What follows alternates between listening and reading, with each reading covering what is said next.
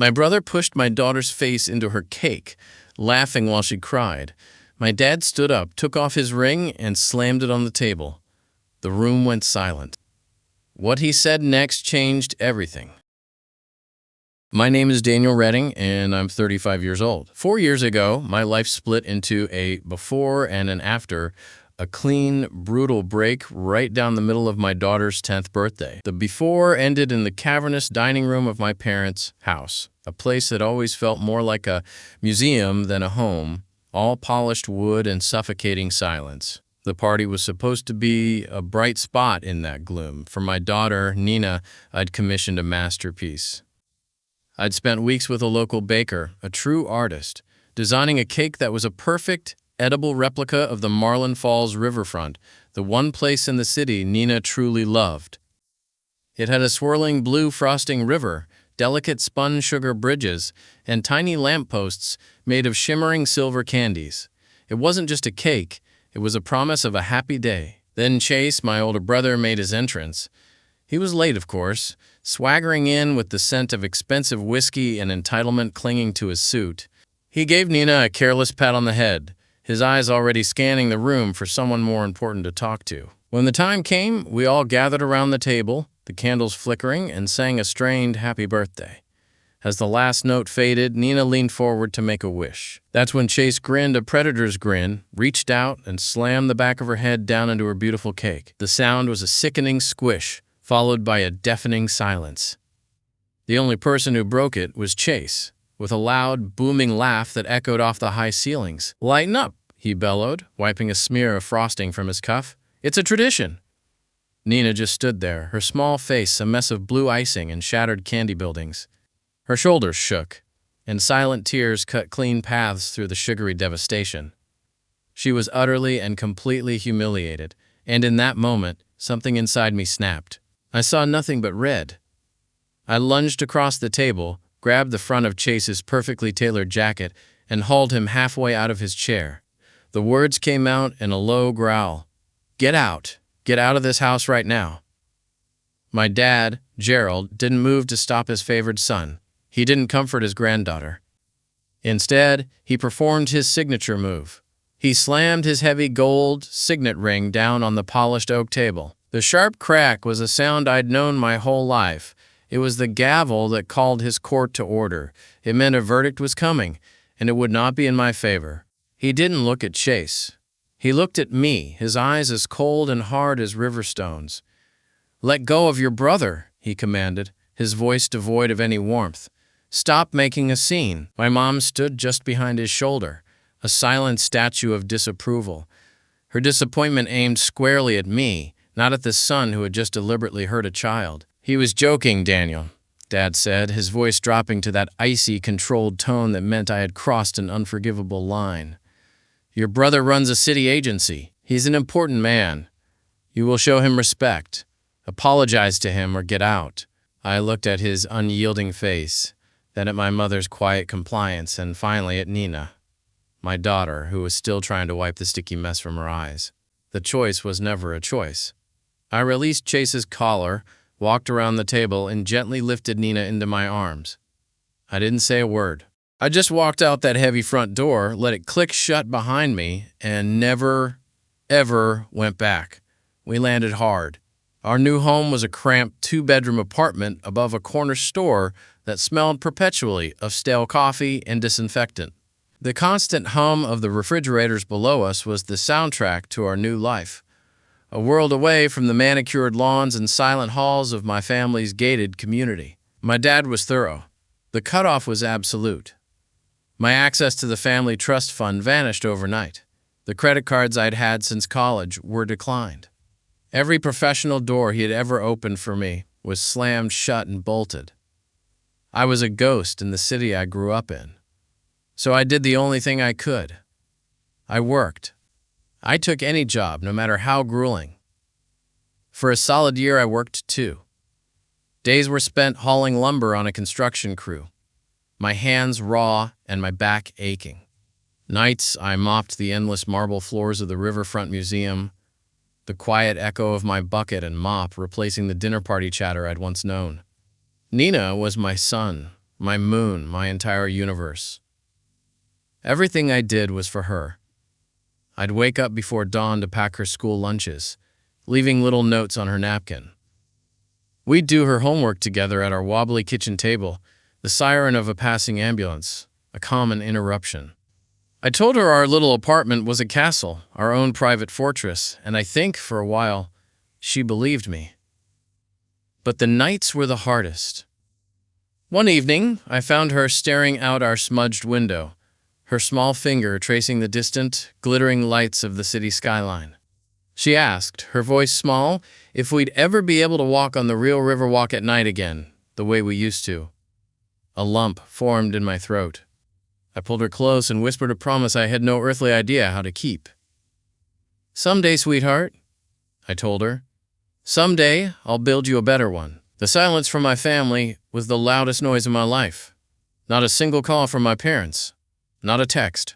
Not an email. Not even a simple card on her next birthday. It wasn't just that they were angry. It was that we had ceased to exist. They had erased us.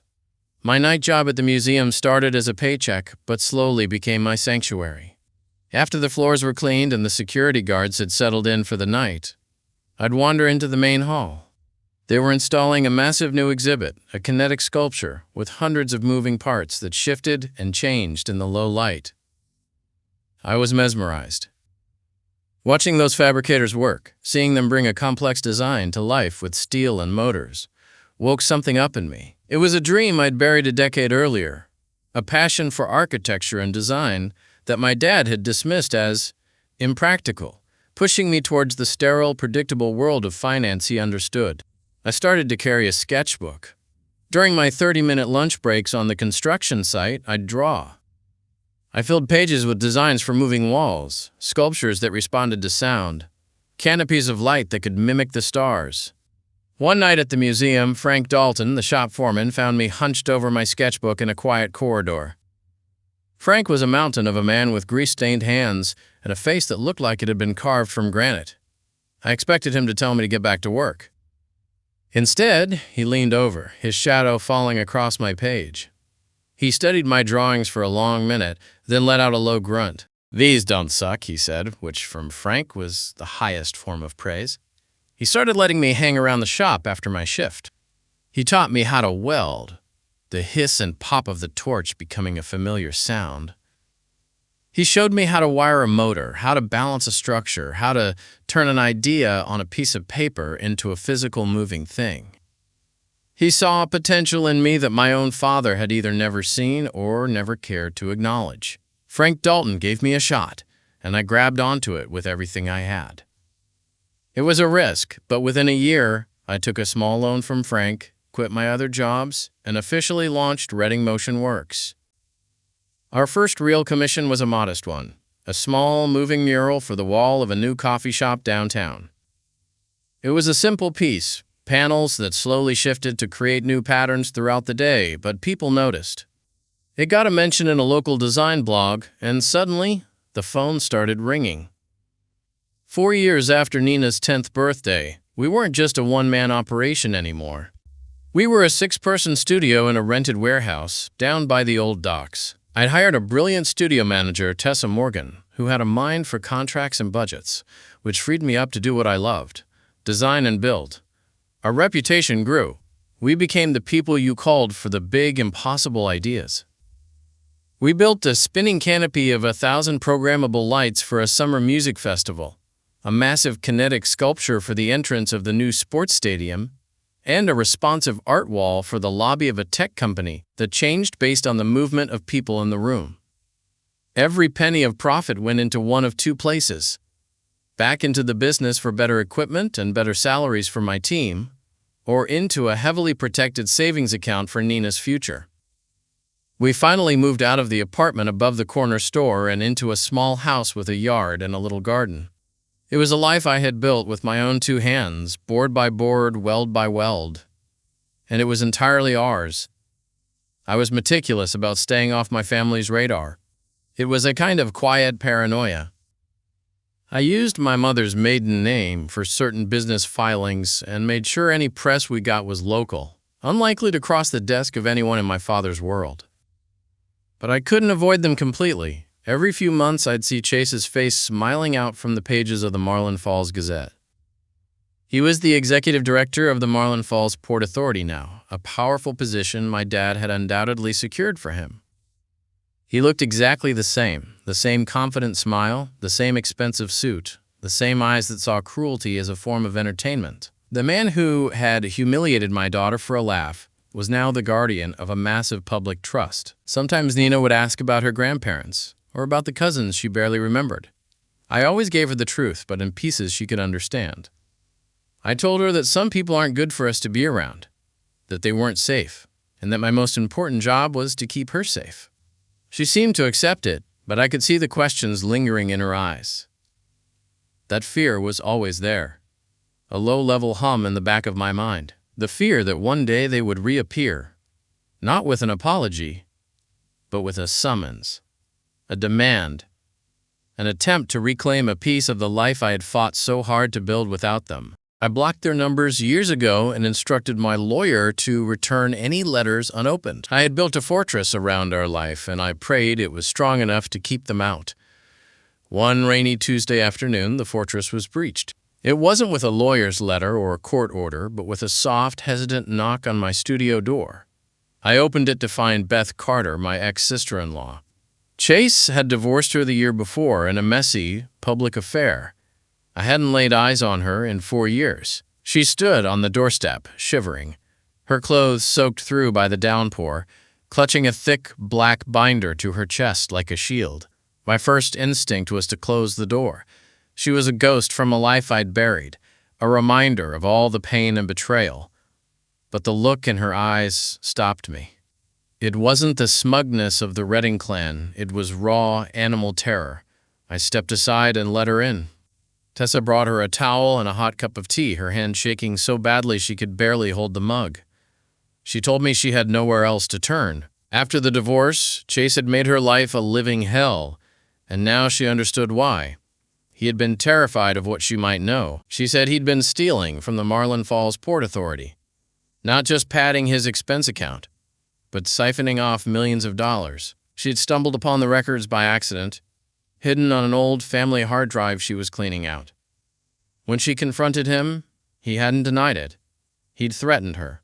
He told her if she ever went to the police or the press, he and my dad would use their army of lawyers to ruin her, to bury her so deep she'd never see daylight again. They'd take her kids, he'd promised, and make sure she was painted as an unstable, vindictive ex-wife. She placed the black binder on my drafting table, and the quiet click of the rings echoed in the silent studio. She opened it. It was all there, a meticulously documented crime.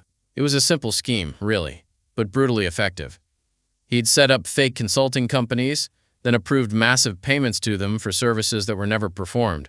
He'd used Port Authority credit cards for lavish vacations, cars, and jewelry. The numbers were neatly arranged in columns, a testament to his arrogance. The grand total was nauseating. $2.9 million. But that wasn't the worst of it. On a separate set of ledgers tucked in the back was the real horror. To cover his tracks and balance the books from quarter to quarter, Chase had been dipping into the port workers' pension fund. He was stealing the retirement savings of hundreds of working-class families. To plug the massive hole before the annual audit, which was just days away, my dad and Chase had cooked up a final, desperate solution.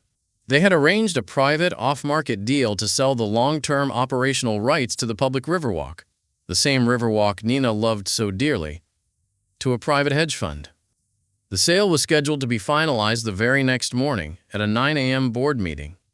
Once those papers were signed, the city would be locked into a terrible deal for decades, and the evidence of Chase's theft would be buried forever. My first, overwhelming instinct was to say no.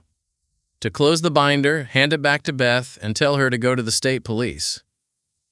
This was their fire, their mess. I had escaped. I had spent 4 years building a life from ash, and the last thing I wanted was to be dragged back into their inferno. I had Nina to think about, I had my employees, my entire world was balanced on a knife's edge, and getting involved felt like inviting a hurricane into my house. But as I stood there, my mind racing, I couldn't get the image of the pension fund out of my head. I thought of the guys I had worked with on construction sites, men with calloused hands and tired eyes who put their faith in that system, counting on that money to see them through their old age. And then I thought of my promise to Nina, whispered in our tiny apartment years ago, that I would build her a better riverwalk. Now my father and my brother were about to sell it off to the highest bidder, turning a public space into a private profit machine. They were going to erect gates and charge fees, walling off a piece of the city's soul from the very people it belonged to. They were hurting people. Not just me, not just Nina, but thousands of innocent people who called Marlin Falls home. Running away had kept my daughters safe from their personal cruelty, but standing by and doing nothing while they looted an entire city felt like a different, more profound kind of failure. I looked at the fear in Beth's eyes, then down at the damning numbers in the binder. A cold, clear resolve settled deep in my bones. I wasn't going to let them get away with it. This wasn't about revenge anymore. It was about justice. I picked up the phone and called Grant Walters, my lawyer. Grant was a sharp, no-nonsense guy who had helped me navigate the legal minefield of my disinheritance 4 years ago. I laid out the whole situation for him: the theft, the pension fund, the crooked sale, and the ticking clock. His advice was sobering. He said a quiet tip to the authorities probably wouldn't be enough to stop the 9 a.m. meeting. My family's legal team was an army. They could file motions, request injunctions, and tie the whole thing up in court for weeks. By the time the dust settled, the Riverwalk deal would be long done and irreversible. I realized I couldn't just be a whistleblower. I had to offer an alternative.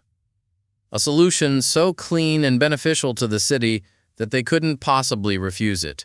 An idea began to form, a wild, high-stakes gamble.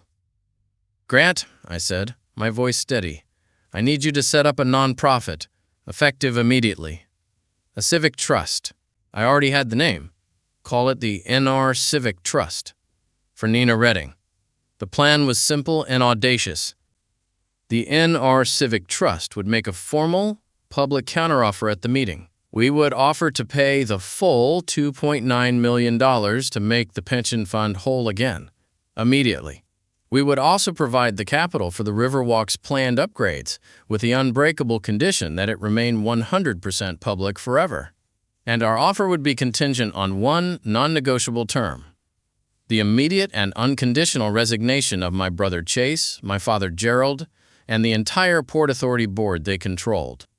I would fund the whole thing with my own savings. The money I had worked day and night for 4 years to build. It was every dollar I had. It was Nina's future. It was a massive, terrifying risk, but it was the only way to guarantee a clean slate for the city and a final, unbreakable wall between my family and my own. That night, my studio transformed into a command center. I gathered my team, Tessa, and my 5 fabricators and told them we had an emergency commission. I couldn't tell them the whole story, not yet. I just said we had less than 12 hours to build a temporary exhibition for a major civic announcement at the old ferry terminal, the very same place the Port Authority meeting was scheduled to take place. I told them it was the most important job we'd ever done, and to their incredible credit, nobody questioned it. They just got to work. We designed it on the fly. A massive kinetic wall, 20 feet long and 10 feet high. To the casual observer, it would look like a piece of abstract art. Thousands of small, shimmering panels that flipped and turned to create the vague shape of a cityscape. But I designed a secondary function. With a specific change in the lighting, a set of projectors would activate, and the panels would instantly flip to reveal something else entirely. While my crew measured, cut, and welded, I worked the phones. My first call was to Leo Patterson, the union steward for the port workers. I knew Leo through Frank. He was a tough, honest man who had fought for his members for 30 years. I told him their pensions were in jeopardy and that he needed to be at the ferry terminal at 9 a.m. sharp with as many of his people as he could gather. He didn't hesitate. He just said, "We'll be there." My next call was to Maya Brooks, a local reporter at the Gazette known for her investigative work. I gave her an anonymous tip about a bombshell story breaking at the Port Authority meeting, something that would fundamentally change the future of the city's waterfront. My last and most crucial call was to the state auditor's office. I managed to get through to an investigator named Karen Whitmore. I gave her the 30-second version of the story. emailed her a single damning page from Beth's binder as proof, and told her that if she wanted to stop a grand larceny in progress, she and her team should be at the ferry terminal at 9. By the time the sun started to rise, casting a pale gray light over the river, the kinetic wall was installed and tested in the meeting room. It was a piece of art, waiting patiently to become a weapon. At 7 a.m., just as I was drinking a cup of coffee that was more grit than liquid, my phone buzzed. An unknown number. I almost ignored it, but some instinct made me answer. The voice on the other end was like a ghost, a voice I hadn't heard in 4 years. It was my dad. He didn't say hello. He didn't ask how I was. His words were clipped and cold. "I hear you're setting up an art display at the ferry terminal. A surprise for your brother, perhaps?" My blood turned to ice. Of course. He still had eyes and ears everywhere.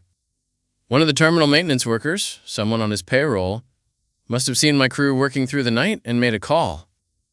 He wasn't asking me a question. He was delivering a warning. "Daniel," he said, the name sounding foreign in his mouth, "whatever you think you're doing, stop. You are playing a game you cannot win. Stay out of family business." He went on, telling me this little stunt would only succeed in embarrassing the family name, and by extension me. I stayed silent, listening to the familiar cadence of his threats. He ended the call with a final, chilling promise.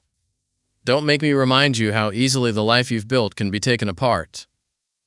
I had barely hung up when Grant called, his voice tight with urgency.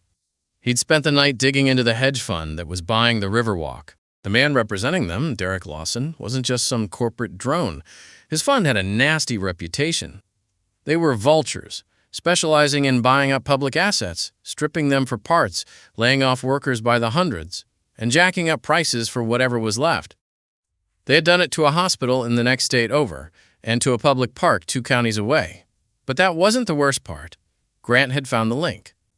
The fund was a major, though quiet, investor in 2 of my dad's other companies. This wasn't just a bailout for Chase's theft. It was a crooked, backroom deal designed to line the pockets of my family and their predatory partners. They were using public money to cover up a crime, then selling a public treasure to their friends for a kickback. This changed everything. It meant Lawson and his people wouldn't just walk away if a better offer appeared. They would fight. And they had lawyers and money to burn. The 9 a.m. deadline wasn't just about stopping the sale. It was about stopping an entire network of corruption from sinking its teeth into my city. My plan had to be flawless. It had to work on the first try. There would be no second chance. At 8:15 a.m., I was putting on my jacket, ready to leave for the terminal, when my phone pinged with a text message. It was a fraud alert from my bank. My heart hammered against my ribs. I tried to log into my business account, the account holding every dollar for the NR Civic Trust. A red banner popped up on the screen, access denied. A moment later, an email arrived from my bank's legal department. It was a formal notification. A motion had been filed in court just minutes before by my father's attorneys. It claimed my recent financial activities were suspicious, hinting at money laundering, and demanded an emergency temporary freeze on all my assets pending a full review. It was a complete and utter fabrication, but it was a devastatingly brilliant legal move. It would take my lawyers days, if not weeks, to untangle, but the meeting was in 45 minutes. Without the funds, my counteroffer was just empty words. The NR Civic Trust was a hollow shell. My father had called my bluff before I'd even had a chance to play my cards. He had done exactly what he'd threatened to do. With a few phone calls, he had severed my financial lifeline, leaving me powerless. I just stood there in the middle of my studio, the place I had built from nothing, and felt the floor drop out from under me. They were going to win.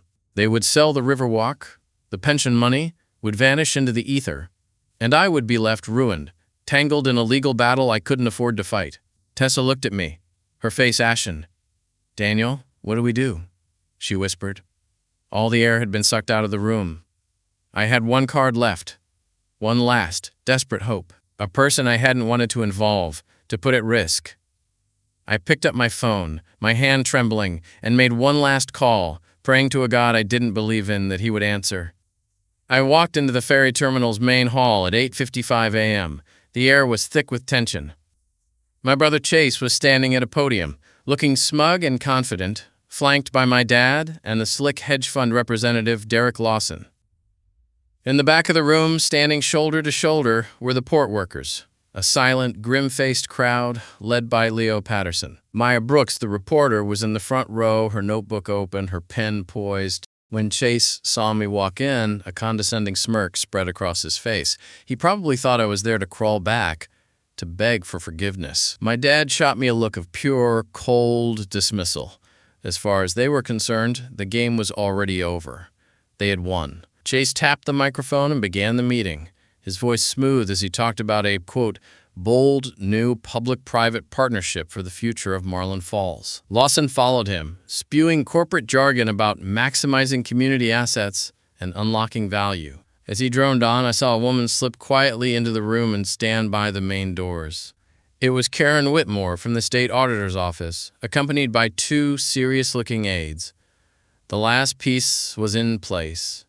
Chase stepped back up to the podium, ready to call for the board's vote that would seal the deal. This was it. I raised my hand. "A point of order, Mr. Director," I said, my voice carrying across the suddenly quiet room. "There's another offer on the table." Chase actually laughed out loud. "This is a private meeting, Daniel. It's a meeting about a public asset." I shot back, making sure my voice was loud enough for Maya's recorder. "And the public deserves to hear all the options." I caught Tessa's eye across the room. She was standing by a small lighting control panel we'd installed near the wall. I gave her a sharp, almost imperceptible nod. She hit a single switch. The overhead lights in the hall dimmed dramatically. A set of hidden projectors flickered on, and the huge kinetic wall behind the podium whirred to life. The shimmering, abstract cityscape began to flip, thousands of panels spinning in a cascade of soft clicks. In less than 3 seconds, the art was gone. In its place, illuminated in stark white against a black background, were massive, undeniable numbers. The room went dead silent. You could have heard a pin drop on the concrete floor. Displayed on the wall, for every worker, every reporter, every official to see, were the transaction amounts from Beth's binder. Dates. The names of the fake consulting firms. And there, at the very bottom, was the current balance of the port workers' pension fund, with a glaring shortfall highlighted in red, $2,900,000. My art had become their public confession. I walked to the front of the room. "My name is Daniel Redding," I announced, "and I am the director of the NR Civic Trust." I laid out our offer in clear, simple terms. The trust would deposit a certified check today to make the pension fund whole. We would provide all necessary capital for the Riverwalk upgrades, keeping it 100% public. "And what about your frozen assets?" My dad snarled from his chair, his voice dripping with venom. He thought he had me cornered. Right on cue, the back doors opened and my old mentor, Frank Dalton, walked in. He held up a single piece of paper. "The funds aren't frozen," Frank said, his deep voice booming through the hall. He held up a cashier's check. "The trust is fully funded." I co-signed. He had put up his own business, his entire life savings, as collateral to break my father's legal maneuver. I looked directly at my father and my brother. Their faces had gone from smug to horrified. I gave them their two choices. "Option 1, I said calmly. "You and the entire board resign, effective immediately. The trust takes over management, the pensions are saved today, and the city gets to keep its Riverwalk. Option 2, you refuse, and the state auditors, who are standing right behind you, will seize every document in your offices before lunch. And tomorrow's headline won't be about a new partnership. It will be about a public official who stole from his own workers' retirement funds." Chase started to sputter, his face turning a blotchy purple. My dad looked like he was about to have a stroke. Lawson, the hedge fund shark, just stared at the wall of numbers like he'd seen a ghost. Karen Whitmore took one deliberate step forward, her expression unreadable. The choice was obvious. In front of the cameras, the union members and the state auditors, they broke. Grant Walters stepped forward and placed a stack of resignation papers on the podium. One by one, defeated and exposed, they signed their names. In the weeks that followed, the NR Civic Trust officially took control of the Port Authority. We dissolved the old board and replaced it with a new one made up of community leaders, union representatives like Leo, and local business owners. The state's investigation was swift and brutal. They clawed back every single dollar Chase had stolen from his web of hidden accounts. My dad called me once. He didn't yell or threaten. His voice was quiet, asking if he could see Nina. I told him no. I explained, as calmly as I could, that access to my daughter was earned with trust, and he and his son had proven they were unworthy of it. I told him that her safety would always come before his sentiment. The line went silent for a long moment before he hung up. I did one last thing. I had Grant use a small portion of the trust's operational funds to establish 2 modest college savings accounts. One for each of Beth's sons, my nephews. I had them structured in a way that their father could never, ever touch them. A few weeks later, on a warm evening, I took Nina for a walk along the Riverwalk. The one she had, in her own way, helped to save. The sun was setting, painting the sky in shades of orange and pink. As part of the new upgrades, we had installed a smaller, permanent version of our kinetic wall along one of the main promenades. Its panels shimmered in the fading light, reflecting the calm surface of the water. She didn't know the whole story of the binders and the bank accounts and the showdown at the ferry terminal. Not yet. One day, when she was older, I would tell her. But she knew we had done something good for our city. She slipped her small hand into mine and leaned against my side as we watched the lights come on across the water. I hadn't just gotten revenge. I had reclaimed a piece of our home, and more importantly, I had protected my daughter's future from the people who would have carelessly destroyed it. I had my peace. I had my purpose. And I had her trust. And I had done it all without ever needing to set foot in my father's house again. Sometimes standing up for what's right means walking away from everything you've ever known. If you've ever had to make a choice like that, share your story in the comments below. Don't forget to subscribe and hit the bell for more stories like this one.